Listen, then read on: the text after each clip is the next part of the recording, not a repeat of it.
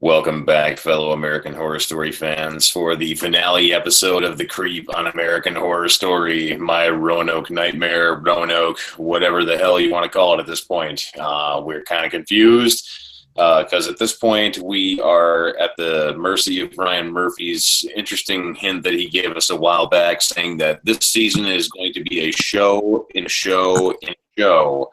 And somewhere in there, in that third era of this realm, there's another show, but we're going to touch base on that later. Anyways, with me, as always, is my most lovely co-host, Miss Melody. I am your most infamous and sinister host, the Elvis Man. We are discussing the finale episode of My Roanoke Nightmare from American Horror Story. We have lots of mixed emotions about this season, lots of mixed emotions. But we are going to discuss a lot of those after this. So let's go ahead and kick the episode off.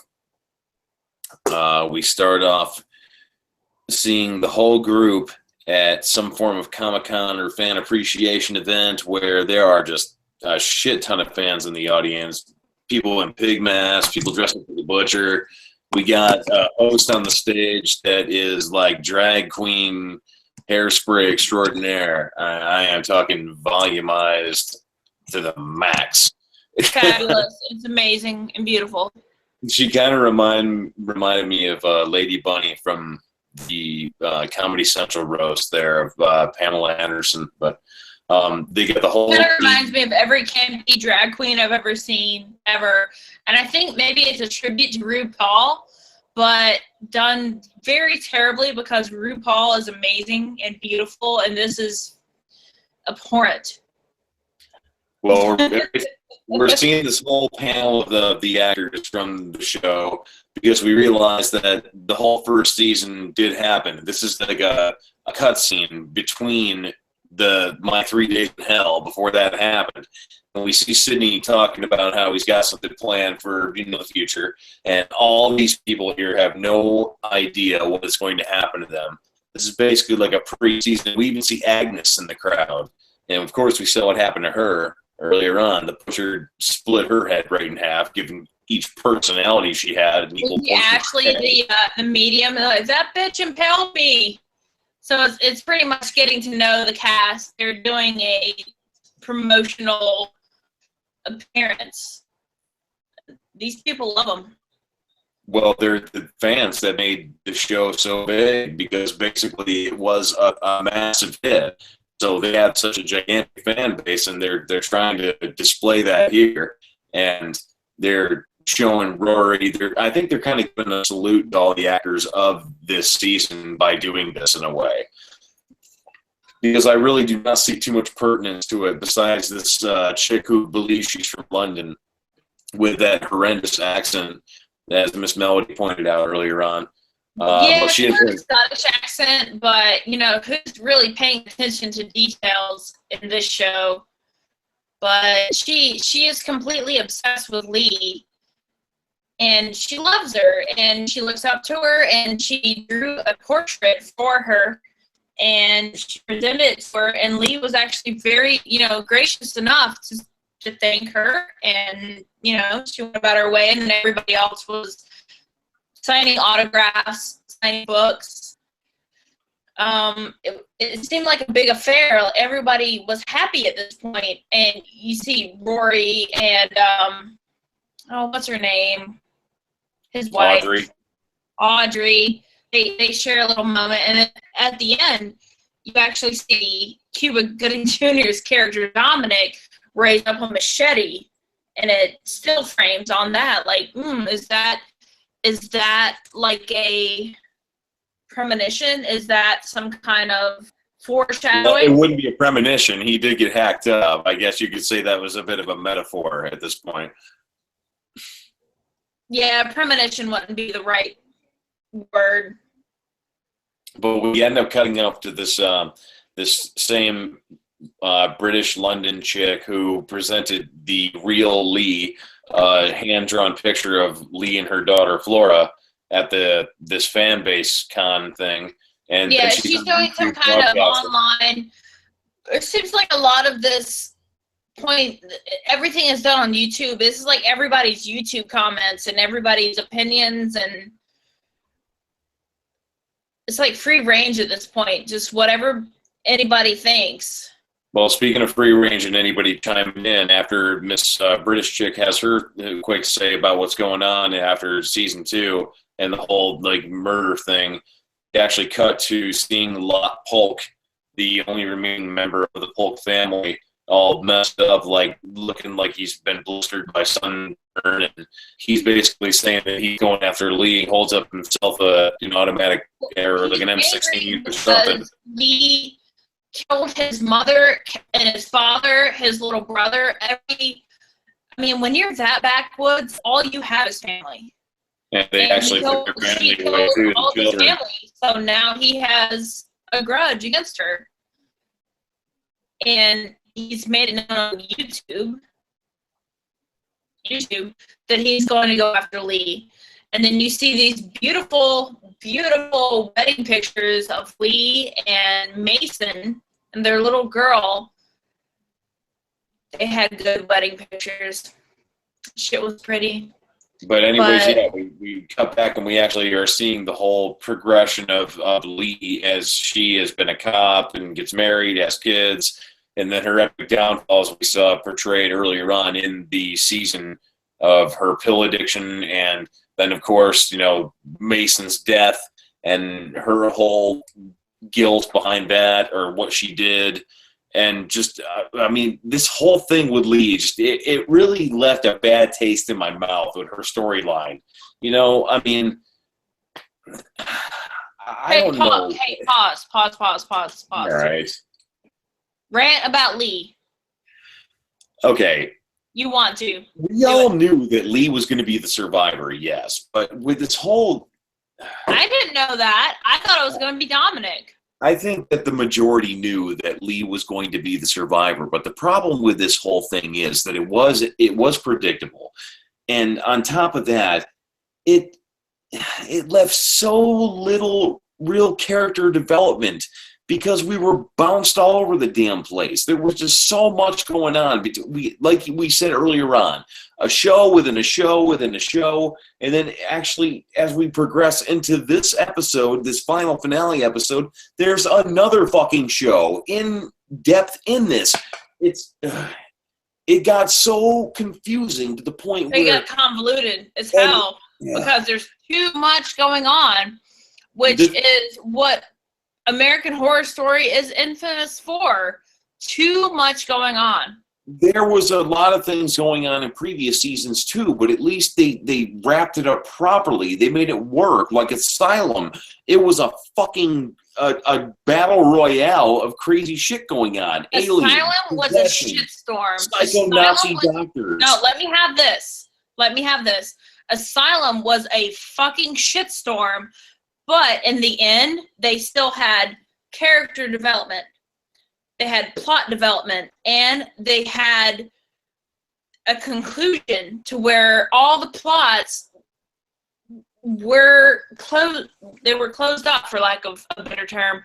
And defined villains, though. Defined villains. Like, we actually saw these people. We actually got to see a side of the villain. In this massacre of a fucking season from American Horror Story, we don't really get a chance to develop anything with the real, true evil side of them. And we always love that about American Horror Story because they give us that side. We want that side. I think I was talking about this point earlier, because if you are a fan of horror, and everybody knows that if you're watching a horror movie or a show, the best thing about that is the villain. You want to know about the villain. You want to know why the villain is the villain. You want to know the motivation. You want to know, why they're killing everybody. And with Horror Story, with this season, now previous seasons have been amazing. I've enjoyed Murder House, Asylum, Coven. It took me a little bit to like Freak Show, but then I watched Freak Show again, and I really love it now. Hotel, love it. This season is, where's the villain? Okay, villains. We have Piggy Man. We have the Butcher. We have the Chens. We have the nurses. The nurses. Why The Hulks. Why do I want to like them? With every series, you want to like the villain. I want to like the villain. I want to sympathize with the villain. Why do you want to sympathize with these people? You don't. You just don't. There's absolutely no fucking character development, and that is what makes every story great. Every story, romance story, fucking Asian video game, fucking Final Fantasy, fucking horror, comedy, romance comedy. Everything is character development. 10% character development in this whole thing.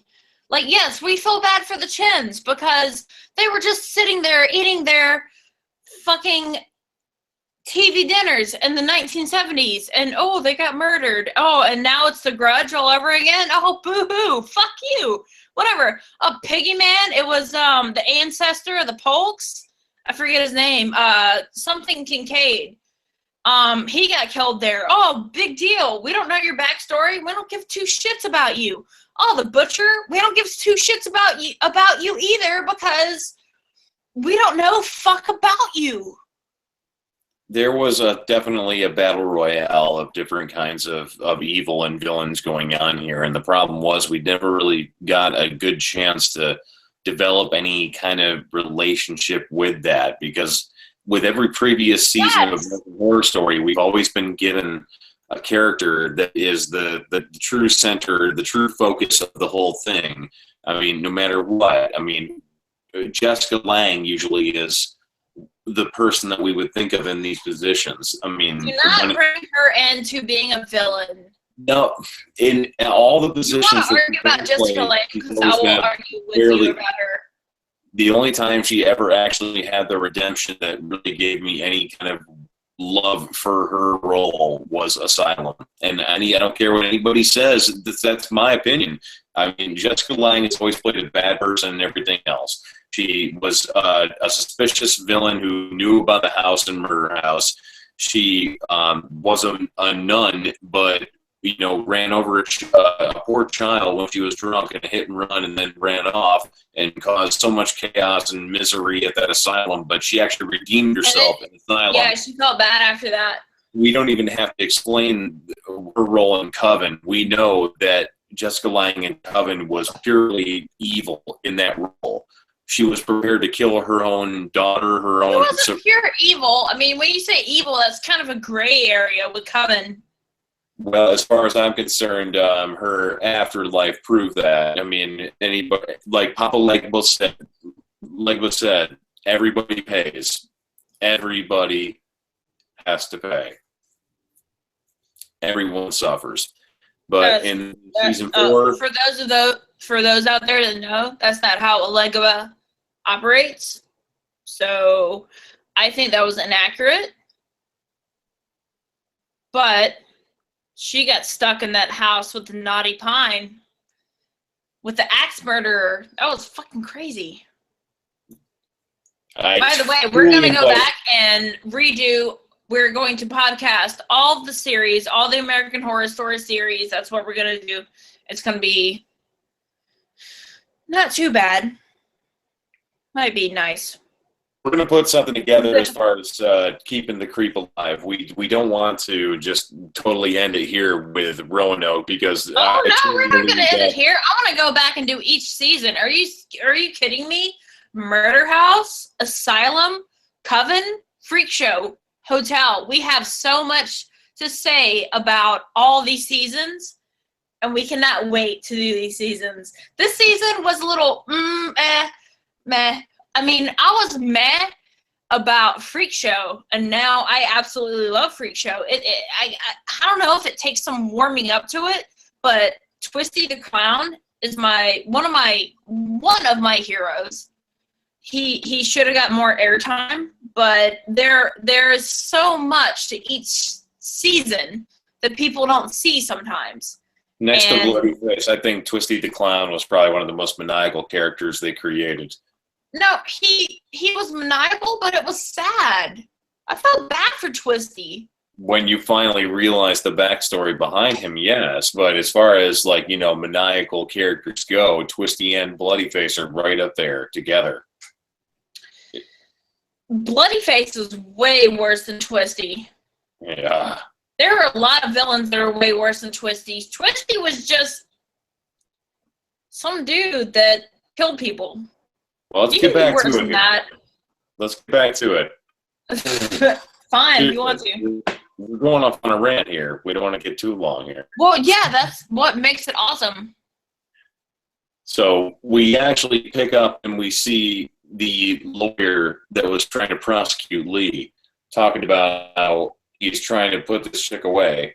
And the whole scene is based on being prosecuted for the craziness that happened at the house, because the tape did get released where they saw Lee murder like 5-6 people. Yeah, there's this one lawyer. He saw the whole thing happen. He saw all the tapes, but he wanted to get back to the fact that, hey, Lee murdered a guy, so he's trying to send her to court for the murder of Mason, her ex-husband, ex-husband. And he has a pretty fucking good case. Yeah, but here's where the problem comes. Talk about the marijuana. They actually say that. Yeah, this pause. Let's talk about the marijuana. So supposedly, and this is hilarious. The marijuana, if you know at this point, the Polk family, they made their living off of selling marijuana to cops and the townspeople and buying them off. So the cops actually looked into it, and come to find out the marijuana that they were selling had hallucinogenic properties. I've never come across anything like that. I don't know anybody that's ever come across hallucinogenic properties within marijuana. That would kind of be pretty awesome, but that doesn't happen. So either the cops are covering it up, or the Polk family has some magic going on with their stash.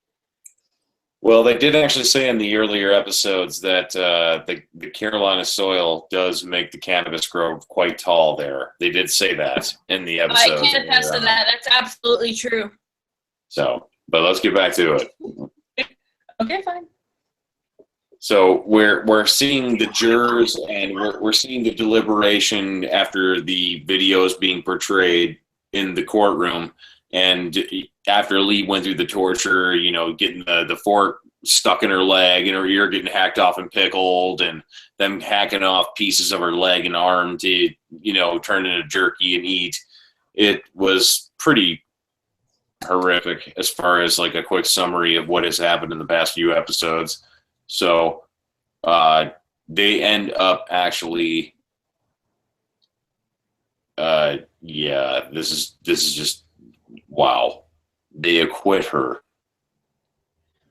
Yeah, so she's acquitted, and the lawyer guy, the white dude with the blue tie, he's right. He knows that she committed murder, and he cannot believe that she is acquitted at this point. I mean, there is mounting evidence against her. I mean, her confession, her daughter's to bring her back in. Remember, he brings her back in. He says that, you know, we're not going to let this go. We're going to try and, you know, get her on the original charge, which is murdering her husband, Mason. Yeah, so we covered that they're earlier. Trying to get her again. And it doesn't go very well in that aspect either, unfortunately. They actually end up bringing Flora, the daughter, up to the stand, and we end up... See, none of these people realize, nobody on the jury, the judge, no one realizes that what happened at the Roanoke house actually fucking happened. No one knows that. They're bystanders. They're thinking logically, which everybody should think logically, But in this instance, there are supernatural happenings that influence the trial that they don't know about. So there's this one lady, she says, I cannot convict Lee on ghost stories. Well, that's one of the we end up actually seeing a reenactment of what happened with the whole thing with Mason and Lee, because apparently Flora was hiding in the woods and she saw the whole thing. That's why they put her on the stand. And she's actually testifying, saying that she saw Lee and Mason arguing, and that's where Lee picked up a rock and smashed Mason in the back, right in the neck. Yep. Lee picked up a rock. Exactly. But this is where it gets kind of interesting. Pretty crazy, because throughout this whole thing, I really did not want to believe that Lee was a murderer. And that was the biggest surprise to me throughout the whole thing. Like, Lee is actually a murderer. Well, the prosecution actually thought they had the whole thing wrapped up right there with that testimony. But that's where Lee actually tells her lawyer about the whole Priscilla ghost thing. And that's where she comes up and starts cross-examination with, cross-examination. Yeah, I think that's the right word. Yeah, that's right. But she's talking to Flora about Priscilla. And she's just a kid. She's like 8 years old. So this kid is seeing a ghost and no one believes her. And she's talking about this ghost like it's no big deal. Like, yeah, Priscilla, I miss Priscilla. I wish I was with Priscilla. I've never been happier than when I was with Priscilla. Everyone's like, what the fuck? And that's exactly what the defense needed to prove to the prosecution, that the testimony is not exactly from somebody who's of a sane mind. Because let's face it, all these people in the courthouse were not there at the Roanoke house. They don't know what the fuck really happened there. So she may be telling the truth, but everybody in that courtroom is like, okay, this girl is crazy.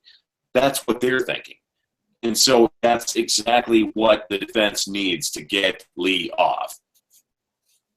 She had one hell of a lawyer. Well, that's where your juror comes in. Your juror comes out. You can tell the hurt in Lee's eyes, because this whole time, Lee has only cared about her daughter, Flora. The whole time, she is only, where's Flora? Where the fuck is Flora? That's the only thing she has cared about the entire time.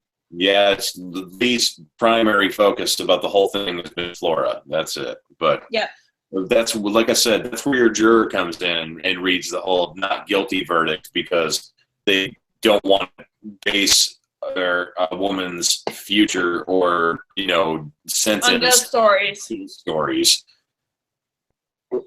But that's... And she seems really relieved. I mean, she has her freedom right now. The guy that was actually... They're obviously disturbed. And this guy, he says, in all of my career, I have never seen a case go down like this. Like, well, boo-hoo. That's what you get for wanting a jury trial. Sorry. Yeah, but they weren't there. You got to give the guy a little sympathy, because he had no idea. He has all my sympathy, because he's fucking right. Well, had the insanity plea going there easily, especially for the fact that none of those people were at that house. Plea is abused, but that's another podcast for another day. I'm not even going to touch that now. But the crazy thing is that they actually say, even though Lee was exonerated from her charges, that she lost more that day than they were willing to admit. Because Flora didn't want to talk to her. Flora went off inside a protected car. She did not want to talk to Lee at all. She didn't want to see her. Flora knows that Lee killed her father. She doesn't really care under what circumstances. This girl sees things in black and white. Well, you killed my father. I'm not happy with you. I'd be more happy with the ghosts in the house at Roanoke. What the fuck? Honestly, I think that's a really fucked up kid. I think Flora is fucked up in the head. Well, anyways, we are off the whole trial thing, and we see that Flora doesn't want anything to do with her mom after the whole trial ends, and that's where we go on to seeing a very familiar and long missed face, Miss Lana Winters, my favorite reporter as Sarah Paulson from season 2 Asylum of American Horror Story. And she is in her elderly age as we last left her way back when. And she has come out of retirement to have a interview that was requested by Lee to apparently give her side of this whole story, which is interesting because we got like Barbara Walters and all the other crazy female chicks that she could have had an interview with. But supposedly Lee relates with Lana on her whole survival scale because of Definitely. what happened. Lee turned down interviews with everybody else. I don't know what news stations prompted her, but Lee turned down everybody, but she would only do an interview with Lana because she knows who she is and she relates to her. Well, the cool thing about this whole thing is that Lana plays it very cool, like we used to know her in Asylum, and comes off very mellow. Starts off with the whole "How are you?"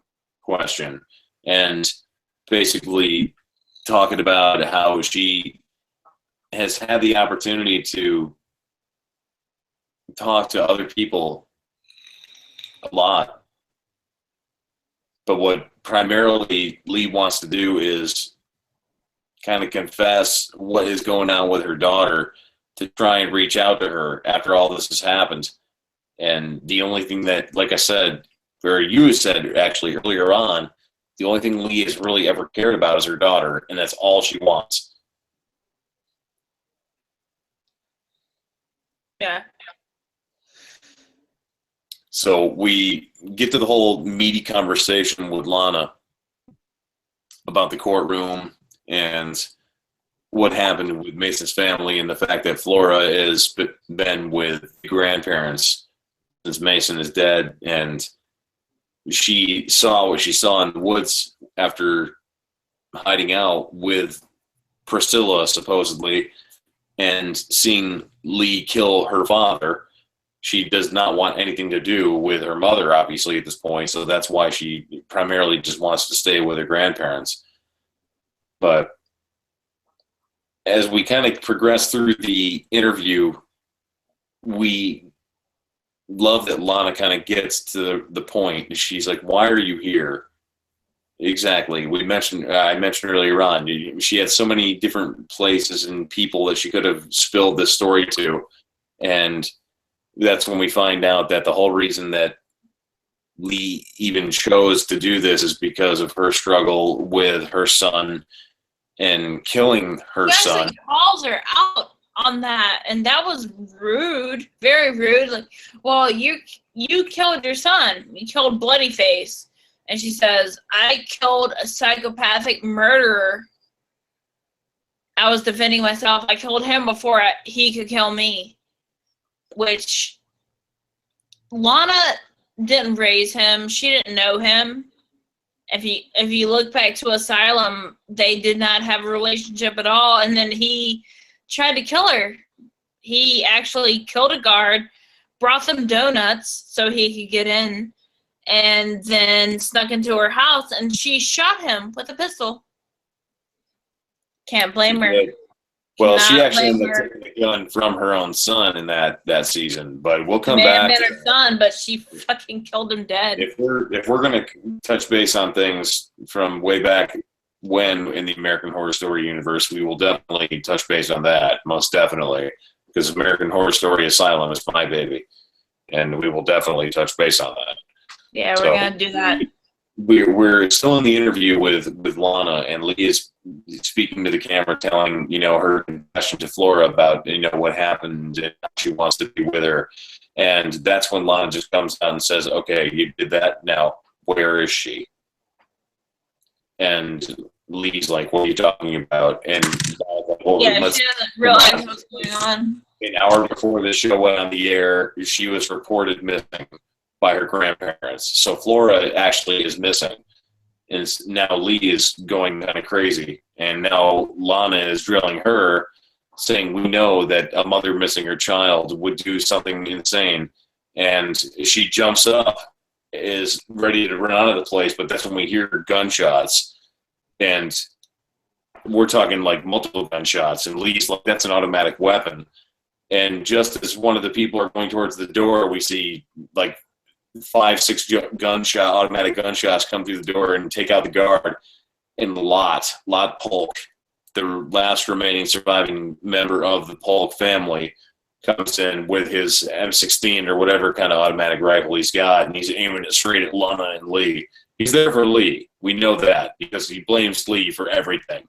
Killing Jether, his brother, daddy, uncle, whatever he is, his mother, Grammy, auntie, sister, cousin, whatever she is. But Lana's trying to talk him down and say, you're not going to do this. You're on live TV. There are some serious repercussions of you doing this. But we're seeing Crazy Lot do his thing. Give mad props to Lana Winters right now because she talked to her son. And she is talking to, like, she is at least a 70 level speechcraft master at this point. She can talk anyone down. She talks down Lot. She has talked down her son in a past episode, past season. That worked jack shit against Mr. Because she gets dunked out. Lot actually knocks her out with the butt of his gun. We don't know what happens to Lana at this point. Well, she falls to the ground, and apparently that was just enough time to stall to get the cops there, and they end up actually shooting Lot down before he has a chance to kill Lee. And that's where we end up breaking to this other sequence after a quick commercial break, and we see this deal about this. And this is where I get a little upset. There's this team of ghost hunters that end up actually saying they're going to the Roanoke colony house. And it's the quick pop-up is, even though there is some controversy, this is very graphic content, but we're still going to show this whole Ghost Chasers episode. Ghost Facers! Ghost Chasers, whatever you want to call it, guys. But it's not. Didn't they do this with Thaisa Farmiga already? Didn't they do this before?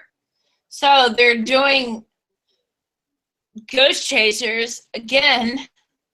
The second time they've tried to do this during. We get another complaint that I have about this season, but we're going to get to all that at the end. We're going to really get to the venting episode point. You want to rant at the end? You want to save the ranting to the end? We'll wait for that to the end. So we end up seeing these D-bags. We got to rant.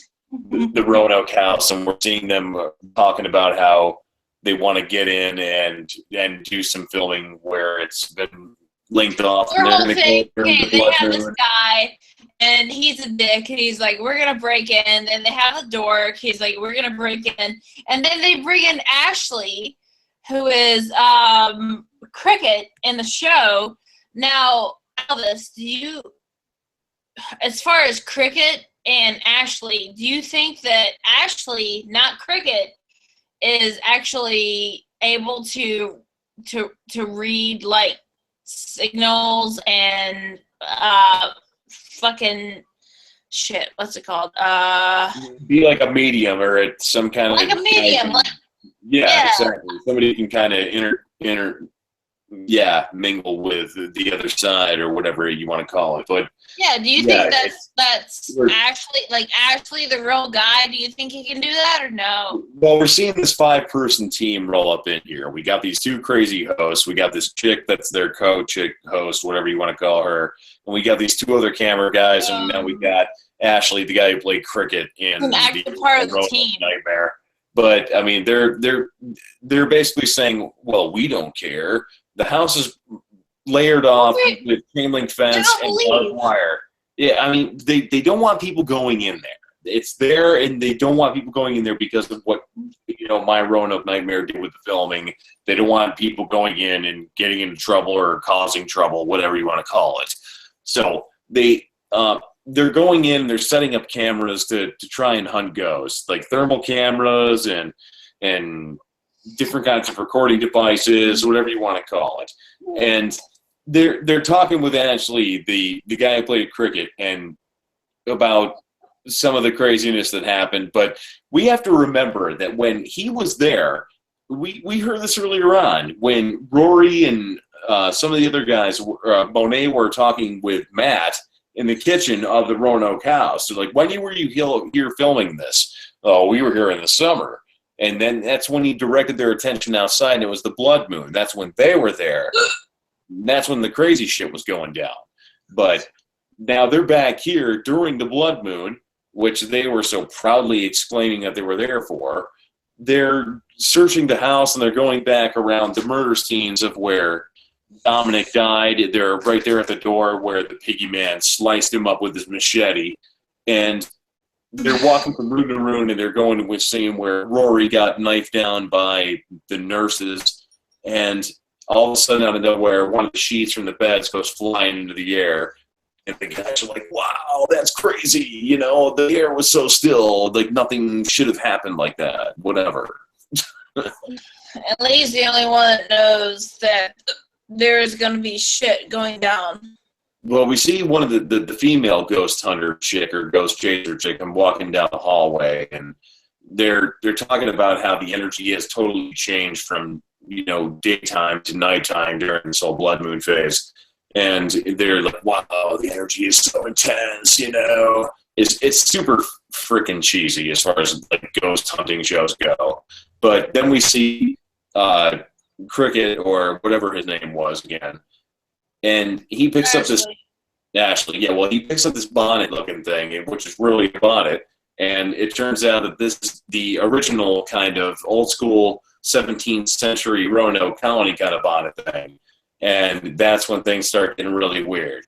They start running after they hear a noise, and they run into Lee at the house. Like, Lee is actually at the house looking for Flora. So, and she's like, what the hell are you guys all doing here? What is this crap? And she's like, are you actually crazy enough to be here filming again during this time? And she's like, you idiots need to get the fuck out of here. Seriously. Drop your equipment, get out now. And she's pacing through the house trying to find Flora, and basically explaining to them that this is the last place that she has thought to look. But she knew that Priscilla was Flora's like real crazy, cool, awesome ghost buddy friend while they were at the house.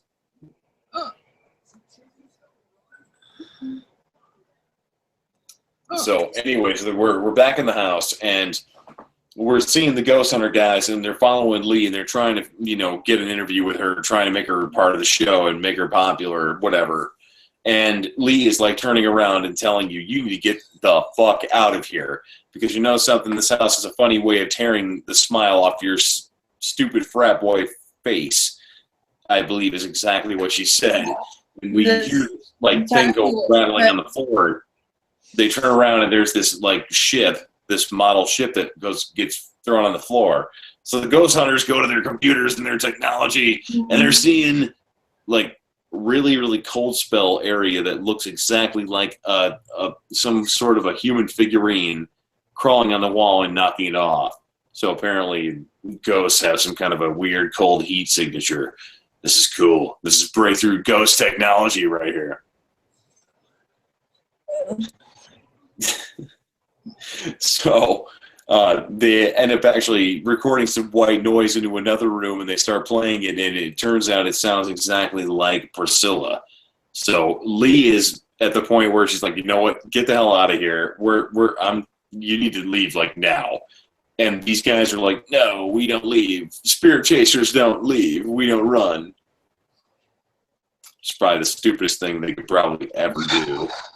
So Mr. Lead Spirit Chaser guy is wandering through the upstairs of the house, and he's hearing Priscilla's laughter. And he walks into yet another room, and all the doors start slamming shut on him, and he's hearing more kids' laughter. And we shoot back down to the downstairs, and the guys are hearing the same thing, and they actually see Priscilla's figure in the end of the hallway. Lee comes appearing, and then out of nowhere, we hear the Piggy Man squeal. And that's when he rounds the corner, and Cricket or Ashley's like, Croatoan, but that is not going to work this time. Nope. Not at all. Piggy Man slashes him right across the sternum and gives him a nice big gaping chest wound. So everybody starts running. This is where shit hits the fan. Of course, the ghosts and the spirits in the house that are pissed off, they actually take advantage of it. Mr. Bearded Weirdness with the glasses, he ends up being picked up by one of the weird Chen family girls that looks like something out of The Grudge. And then we're upstairs and we see Mr. Lead Ghost Chaser guy. He's looking around, and all of a sudden the bloody nurses go wandering across his sight. He starts running. So yeah, the house is definitely kicking some ass at this point. Lee's like, you know what, you need to, I tried to warn you, you need to get out of here. You need to get out of here right now. So Lee is actually seeing the camera angles, and she's just kind of wandering off, but we're seeing the Ghost Chasers run for their fucking lives at this point. And we're seeing cops at one angle, and then all of a sudden they look to their left, and we're seeing the torches, so we're actually assuming, yes, the actual Roanoke colony is here. Then we look to another glimpse, and there's this chick who was working with the Ghost Chasers, and the butcher ends up like slashing her right across the gut with her hatchet. And then one of the cameramen are running, and they actually ends up getting the hatchet after the butcher throws it at him. Then we see another guy running to the cops. He's like, get in your fucking cars. Get the hell out of here. They look to the left. We turn around, and then we look up, and we see the blood moon, and out of nowhere, this flurry of arrows comes down. All, well, I think it was 3 cops. And the guy, wait, no, it was 2 cops, the guy, and the camera guy, all arrowed to death. We're talking like some serious Native American, I'm pissed off at you kind of shit going on here now. So after all the mayhem, we are on to the next day, and it's Lee holed up in the Roanoke house with Flora, and it's kind of like this whole hostage situation point. We're starting to understand that Flora would rather actually be here at the house with these dead people rather than actually be with her own mother.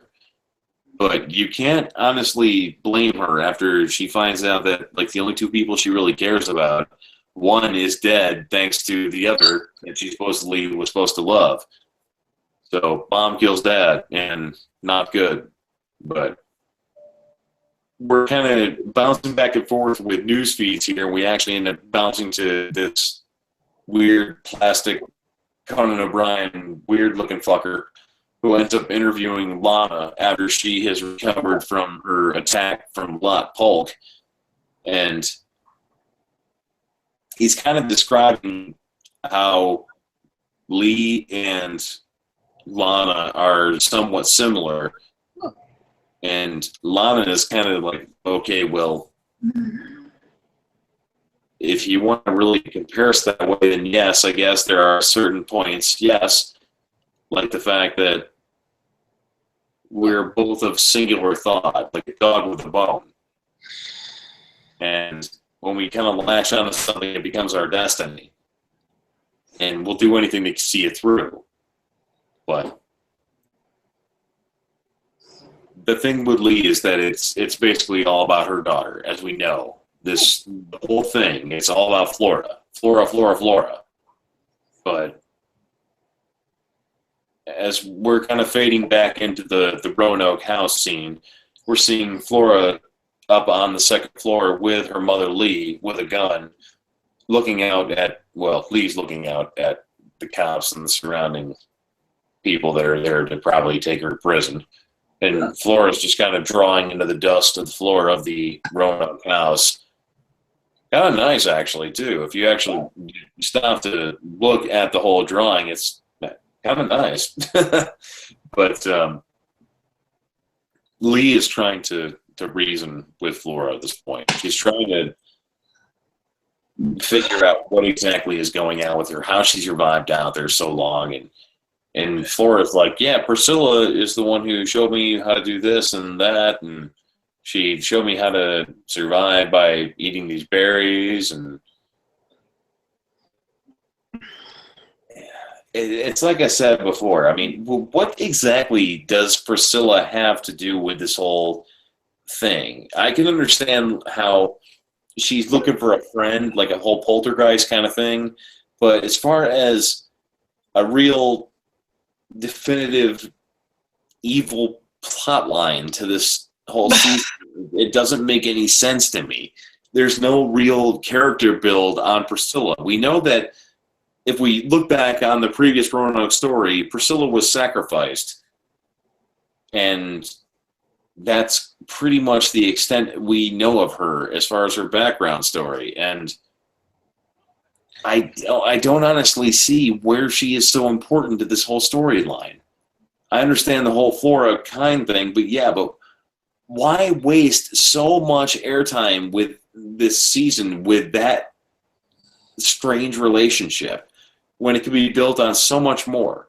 We have Evan Peters and Thaisa Farmiga, who came back for the first time in so long, and they end up like dying in the same fucking episode that they appeared in. You have so much American Horror Story talent, and it got so wasted on this season. And that's what my real gripe about this is. But we see Lee trying to reason with Flora about coming back with her, and Flora's like, I don't want to go with you. I just want to stay here with Priscilla. And of course, Lee says that's just not going to work.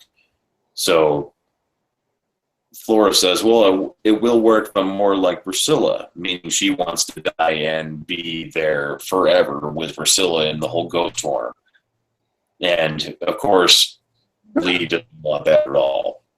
So she goes to try and, to subdue her and bring her back with her, and she runs. But that's where Lee kind of comes up with this interesting thought that, you know what, rather than letting you stay here and sacrifice your whole future for this ridiculous nonsense, why don't you let me stay here? You go live your life. I'll stay here and I'll help out Priscilla. Seeing as how Flora seems so adamant about protecting Priscilla. What I think is really ridiculous about that is that why does Priscilla need protecting? She's already fucking dead. And they specifically mean something about the butcher getting at Priscilla. But they're both dead. Priscilla, I don't know. Maybe they can do some kind of weird spiritual torture or something. Maybe that's the only thing I can think of. But so Lee says, you can go live your life, and I'll stay here, and I will take care of Priscilla. And so Flora is like, okay, maybe that might actually work. And she looks past Lee and says, what do you think about this whole thing? And that's where we actually see Priscilla in the background. And Lee is telling her, you can come back and you can visit us as long as it's not on the blood moon. Come back and visit us. But just let me do this for you, and you go and you live your life. I've screwed my life up beyond recognition. So let me do this for you, and I will take care of Priscilla. So Priscilla actually appears, and that's when we come back to a cutscene of the fire departments and cops and yada yada outside of the Roanoke house, and we start seeing smoke come pouring out of the windows and the door. We actually heard Flora mention something about burning the house down earlier on, and that seems to be a great idea, because as long as nobody lives there, nobody can actually come to the land and end up getting caught up with the colony and being killed. So they end up burning the house, and as Flora's walking out of the place, we end up actually seeing Lee kneeling down in front of Priscilla's ghost holding a 9mm straight to her and says, "It's going to be okay." So Flora ends up pulling the trigger and killing Lee. And of course, that's when the house really explodes. We're talking like as if there was gas cans planted around the place. And it definitely burns pretty hot. And it definitely will burn down good. But so as Flora's out there being comforted by the police, and she's being put in the back of the police car, seeing the cops wandering around, and as Flora's looking out the window, she sees past the bushes her mother, Lee, in ghost form, standing right next to Priscilla. And she basically gives her a whole goodbye wave. And this is where the whole close of the season gets to be apparently a little more graphic to anybody who has a very vivid imagination. Because Flora drives off with this cop, and we see Lee and Priscilla go walking off in their whole ghost domain or whatever it may be, and there's just so many people back at the house, the Roanoke house, as it's burning. So as the view goes upward, we actually start seeing torches come walking forward towards this whole thing, and we see the blood moon in full moon action. And up on the horizon, we see somebody in a torch looking down on the whole house, too. So even though it was kind of a mental thing, I wish it was a more visual thing, but apparently the Roanoke County showed up there at the blood moon when all those people were there when the house was being burned and ended up killing them all. So that's the end of American Horror Story, My Roanoke Nightmare. Where to begin? How many complaints do I have? A laundry list. Where to begin? What the hell? Why do we have to worry about a ghost girl? Why is she the primary focus of this whole thing with Flora? Why is Flora the primary focus of this? I mean, every season of American Horror Story has a defined, great, evil character that we can kind of relate to and just build some kind of an evil, like a hate-love relationship, whatever it may be. This season was bullshit on that. I mean, we got a whole fake cast for the first 5 episodes to begin. 4 or 5 episodes to begin with. And then we come back and we're like, oh, this was all just a show. We're going to go into a new portion of this season. It's going to be real. We're going to go back to the whole thing, and we're going to do it during the actual blood moon and yada, yada, yada.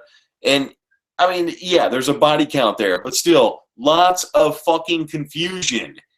And then we end up actually getting to the end, and Lee is the one we understood was probably going to be the one to live, but really you're going to get off scot-free after all that shit. I don't give a flying fuck what kind of hallucinogenics they put into that fucking weed. There is nothing that would get anybody off that scot-clean from all that nonsense. No fucking way. I was honestly hoping that this finale episode was going to blow my socks off, because I was really holding to the fact that so many similarities between the episodes, Murder House, Asylum, Coven, I mean, Freak Show, Hotel, they all have ghosts. They all have that similar kind of thing going on, like that dark side kind of afterlife thing going on. I was so hoping that the devil himself would actually show up at the end. I don't know why, but maybe it was because of these interesting photos that I saw leaked on the internet earlier on about Evan Peters looking like he had horns, looking like a devil, but whatever. Anyways, this has always been my opinion. It's not my way of saying that this is how things are, but everybody has their own way of thinking about how Roanoke turned out. So feel free to comment on the video, whatever you want to do. I mean, like I said, this is the finale episode of The Creep on American Horror Story for Roanoke, but we're going to go back and we're going to try and touch base on the previous 5 seasons. Start out with Murder House, work our way up to my personal favorite, Asylum, Coven, Freak Show, Hotel. There's always been mixed emotions about every season, whatever the viewer may be, but that's the great thing about the internet. We all have the right to bitch about whatever we don't like. So, thanks again for joining us for the finale episode of The Creep on American Horror Story, My Roanoke Nightmare. The Elvis Man and Miss Melody Patton will be coming back, starting out with Murder House, probably a little bit later on, but courtesy of our wonderful and most gracious host, Tiny, from Monkey Caviar, we have been asked to touch base on Stranger Things, which is a very, very popular episode.